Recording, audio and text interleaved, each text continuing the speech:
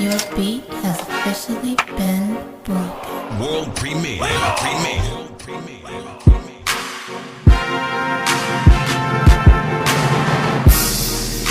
My middle finger up to the sky, to all you fuck niggas that lied to me and told me I would be what I tried to be. That's right, you got Vince Bryan right here, aka Vince Most Wanted, Facebook's Most Wanted. I'm right here with Golden Boy. We about to do a big interview right now with Golden Boy for Breaking the Labels. You want to say something to the people real quick before you go up? Man, November 6th, man, is going down. Yes. 97.6 is going to be in the house, breaking new artists, breaking the labels will be in the building. Any indie artists that want that buzz, that want to be heard, that want to be seen, got something to say, man, please come show your support. If you're not there, take a gun and kill yourself. That's November right. 6th is going down. Matter of fact, he's going to tell you about the city doing this interview. Stay tuned. Go ahead and put it on your list right now. November the 6th is going down right here at Hot TV. No excuse. You know what I'm saying? You're looking for talent, you definitely going to get it here. And we signing out. Pay close attention. I'm performing too. For y'all people who ain't no idea, it's going down. Oh, he's a beast, man. Back, I thought I was crazy. This is a beast right here. Yeah, it's going down. We out. Get ready for this interview. Already. My middle finger up to the sky.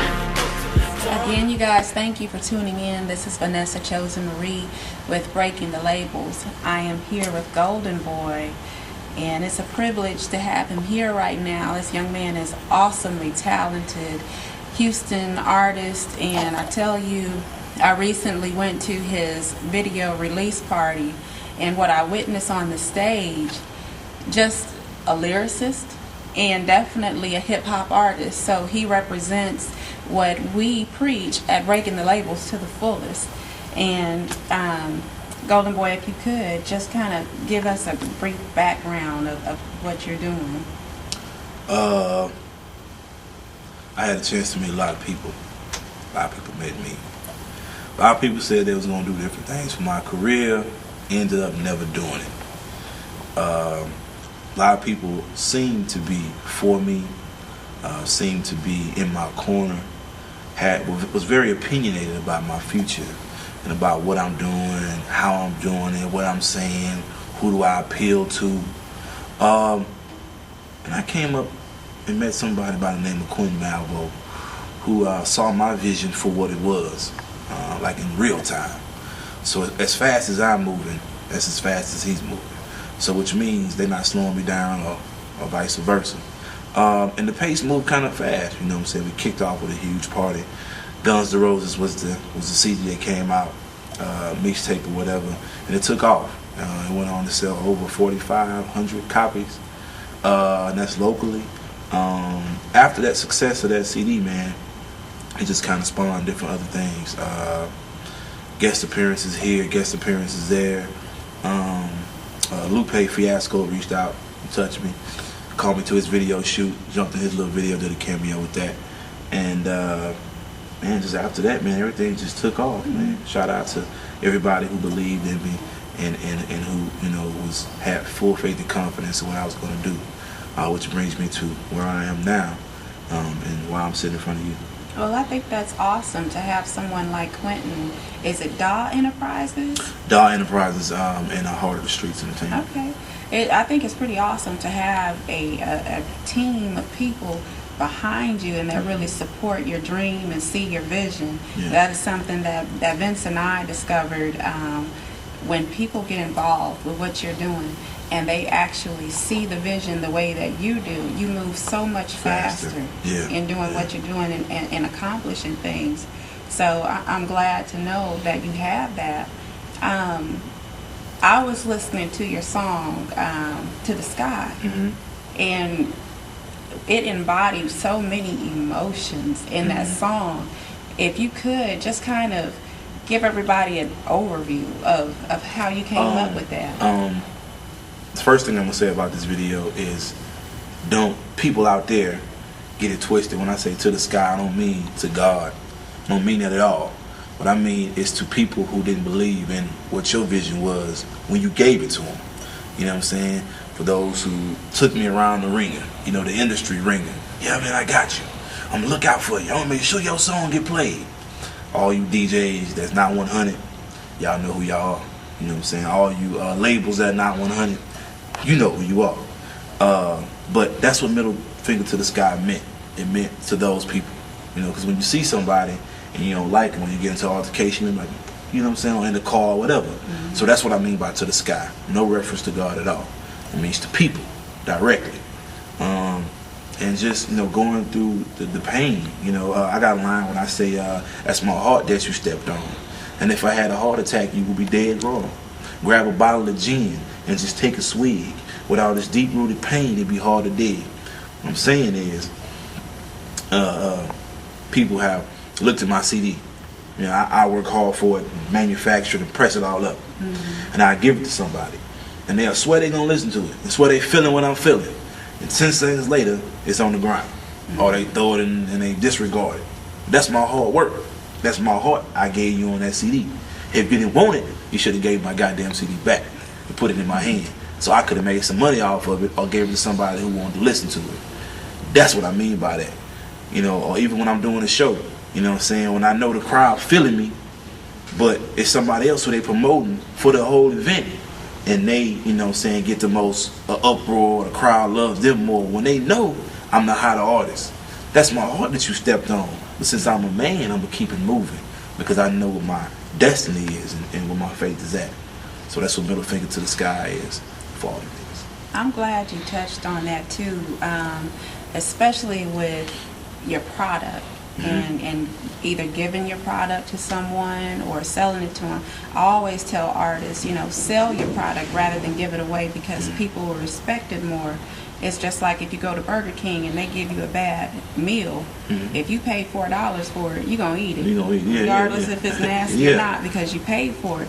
But the interesting part, as you were talking, I started to think, maybe sometimes people are shutting down the artists that really deserve to be heard because there's so many people out here in the game that don't belong in the game. Exactly. This isn't for everybody. Exactly. And so when they're out there hustling their CDs and handing them to people, and it may have been a few times where they took that CD and put it in and it was trash. Yeah. So now when someone like you comes along and you actually have a good product, you're not being heard because of all of the, you know, the pitter-patter that's going on before you. Yeah. So, you know, in saying that, I want to encourage people, when these artists are out here and they're giving you their product and they're putting it in your hand, whether it's given to you or if you pay for it, give them the opportunity to just put it in.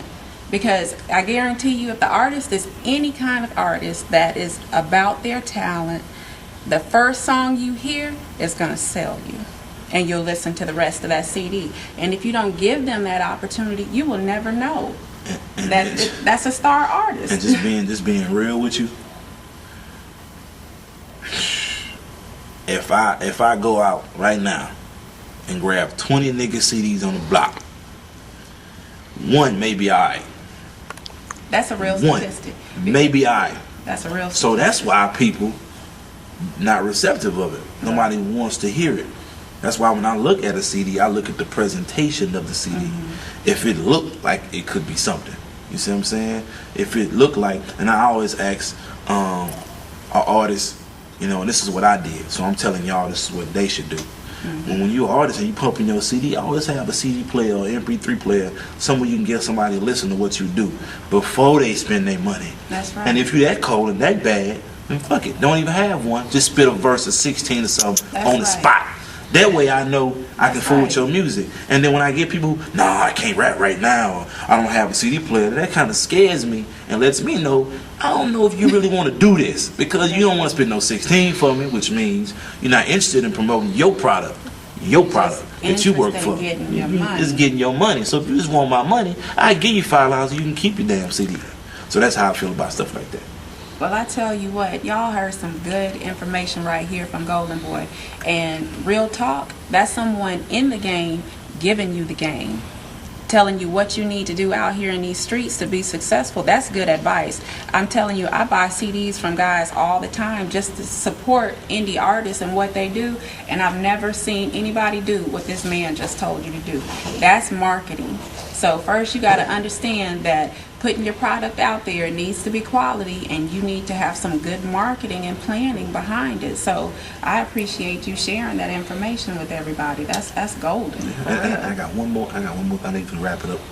One more thing I want to say to the artists: the person who hustles the most, and the person who can market themselves and can go into meetings with white people, Asian people, Jews, or whatever, and fit in and not scare the labels, are the niggas who gonna make it first. So if you out there thugging and you doing all this and you claiming this black claim, if you can't take your thug mentality and put it on the side for just a minute, you're not gonna make any money. You're not gonna be where you need to be, because you're gonna scare people off with your mentality. So you gotta be able to be versatile in what you do. Take whatever, drive you got from the street and apply it to the corporate world, because that's what they're looking for. That's why people like Soulja Boy is successful, even though his music is not the most lyrical music or the most serious content.